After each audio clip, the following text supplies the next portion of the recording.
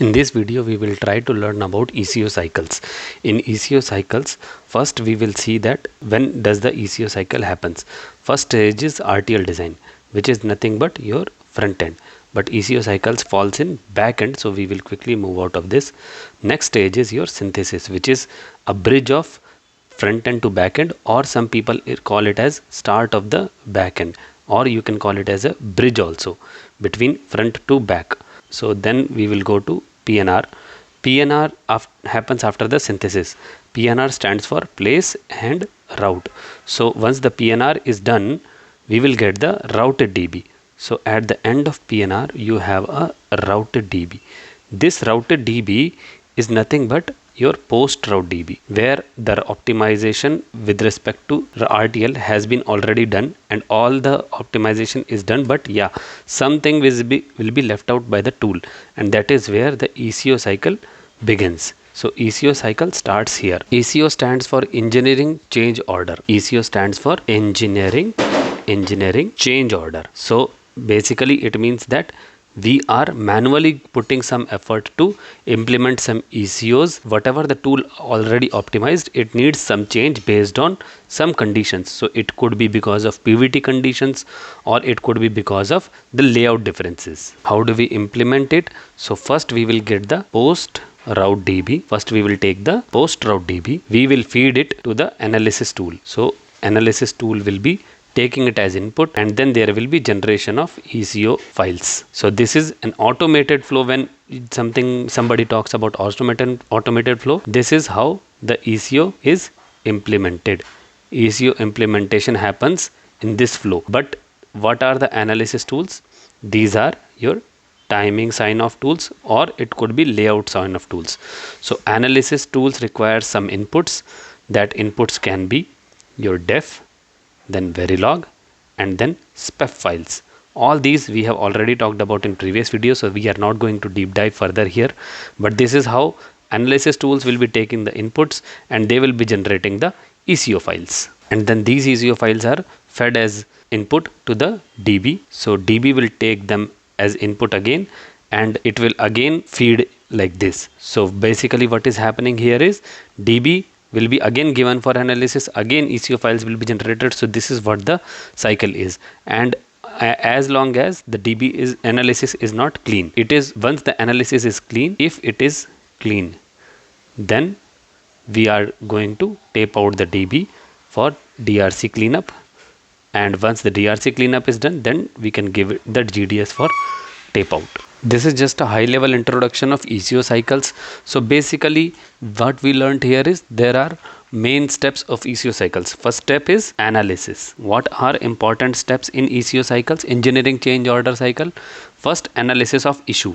What is the issue? Analysis of issue in the latest database. It will always be your latest database.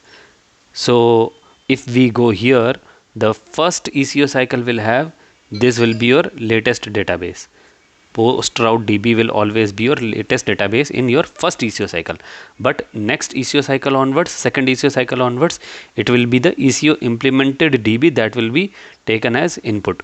So issue should be analyzed in latest DB always, and then we will use the sign off tools. Sign off tools will be used, and it will be used for generation.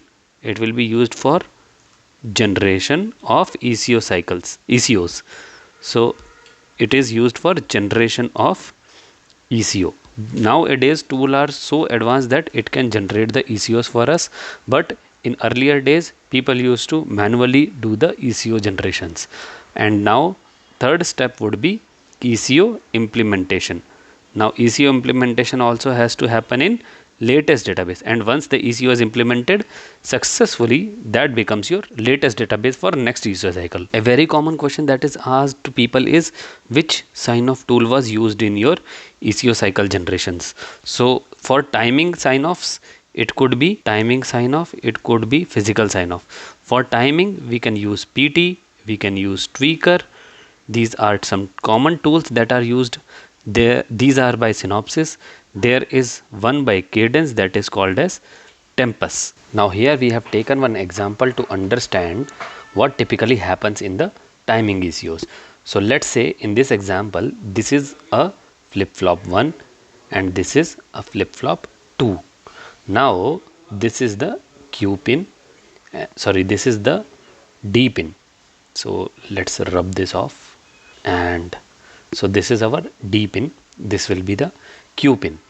This is our clock port here, so let's highlight this here. This is our clock port, and this is some data port A0, and this is our combo logic. So from this combo logic there is one connection here like this. So this completes our timing path. Now in this timing path we can clearly see that there are some faults, like this flip-flop is very near compared to this flip-flop, so it is a skewed flip-flop. Flip-flop 2 is sitting far, flip-flop 1 is sitting very near, and for some reason the DB is already post routed. So assumption is that post route is done, and after that we are trying to understand what will be from the user side, what will be the effort for this timing ECO fix.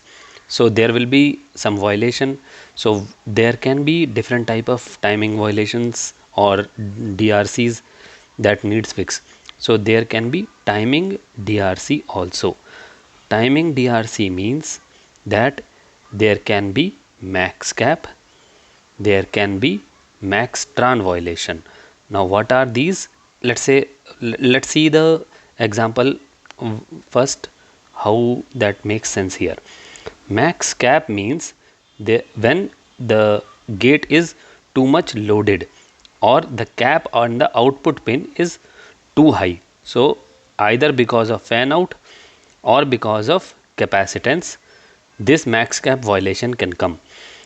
Tran violation, max tran violation means that maximum amount of tran allowed for that particular technology has violated.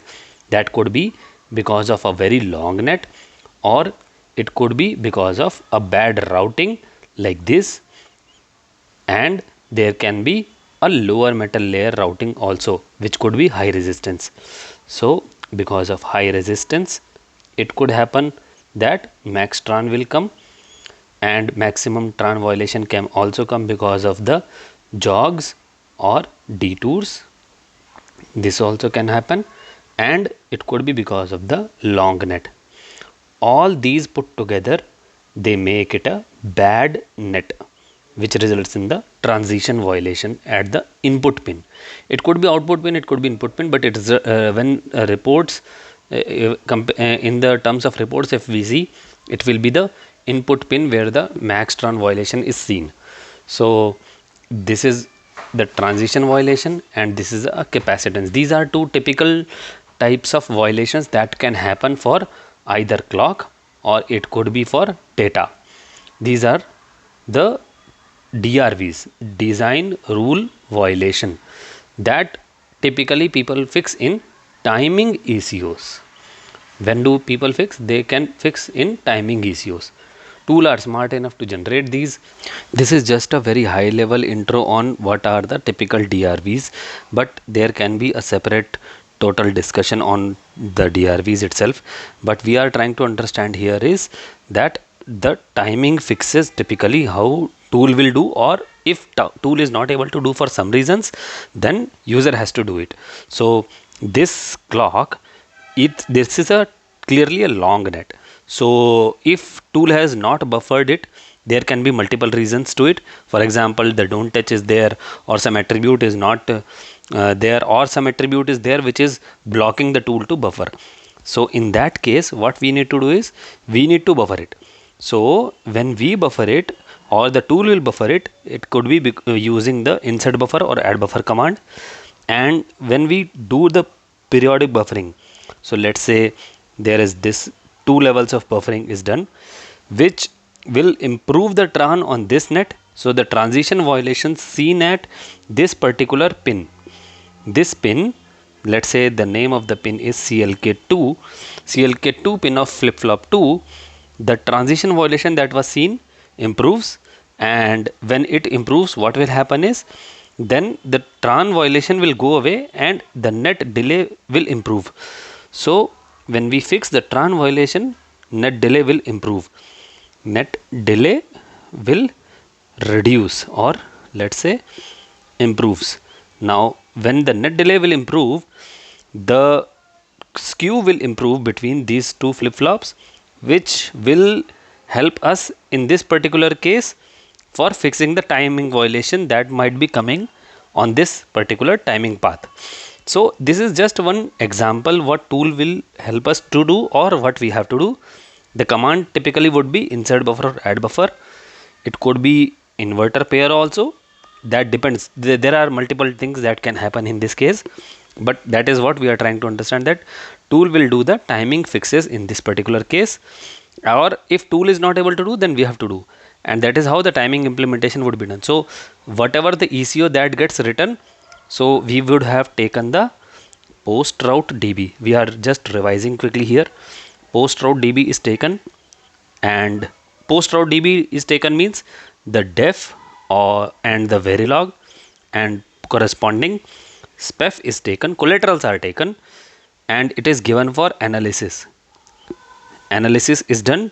So in our example, the skew improvement or timing improvement, or you can say that transition improvement, all those kind of ECOs would be generated by the analysis tool.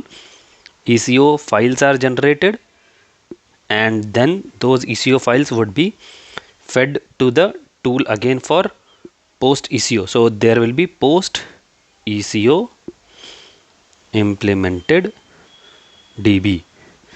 Post ECO implemented dB would be your greatest and latest dB, which again will be given for analysis. So you can say that this cycle repeats from here, okay, and then this analysis would be done again, and this becomes your latest dB for that analysis, and then again ECO files will be generated, and it keeps on happening until your analysis comes out to be the clean, and then it will be given for DRC fixes. So DRC fixes means physical DRC fixes. You can say that layout cleanup. So that is a separate discussion, but yeah, here this is how timing ECOs are implemented. This video was all about timing ECOs. Next video we will see about another type of ECOs, that is called as functional ECOs. Please do subscribe to the channel and please share the feedback. Thank you.